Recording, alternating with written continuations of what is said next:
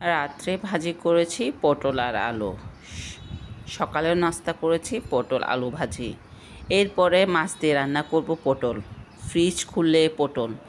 এটা নিয়ে আমি সারাদিন একটা দ্বন্দ্বের ভিতরে ছিলাম। কেন দ্বন্দ্বের মধ্যে ছিলাম সেটাই আজকে আপনাদের সাথে শেয়ার করব।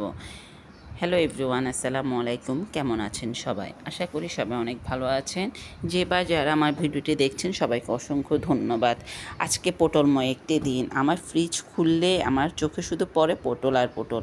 বাজারে আমার কাছে মনে হচ্ছে সবজির দাম, পটলের দাম অনেক কম, যার কারণে এতগুলো সবজি, শাকসবজি থাকতে আপনাদের ভাইয়ার চোখে কেন অন্য অন্য সবজি পড়ে না, শুধু পটলে পড়ে। আমার কাছে মনে হচ্ছে পটলের প্রতি তার কোনো নেশা আছে, কোনো ভালোবাসা আছে।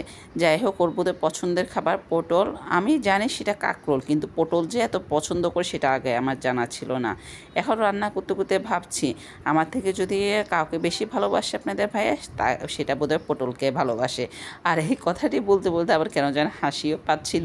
আমার ফ্রিজ খুললে আমার মাথার মেজাজটা এত গরম হয়ে যায়, সব কিছুতে পটল। এখন পটল যেহেতু নষ্ট হয়ে যাবে, সেজন্য সবজি মাছের সাথেও দিতে হচ্ছে পটল, মাংসের সাথেও দিতে হচ্ছে পটল।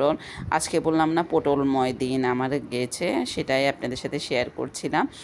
আর এত মজা করে, এত যত্ন করে রান্না করে তারপরও বলে যে রান্না মজা হয় না।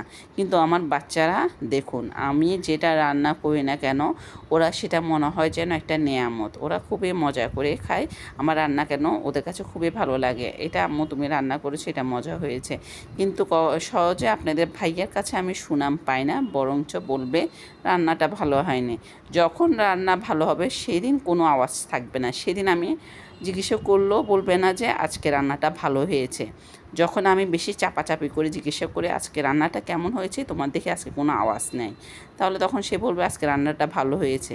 মানে প্রশংসা করতে কেন যেন ভয় পায়। আমার কাছে মনে হয় যেন সব পুরুষে কি এমন নাকি, অবশ্যই কমেন্টে জানাবেন। সব আপুদের স্বামীরা কি এমন আমার আপনাদের ভাইয়ের মতো, সেটাও কমেন্টে জানাবেন।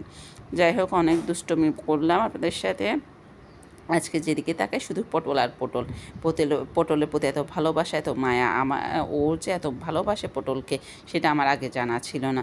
আগে যদি জানতাম তাহলে আমি বাসায় পটল আনা নিষেধ করতাম। আমার থেকে বেশি বোধহয় পটলকে ভালোবাসে।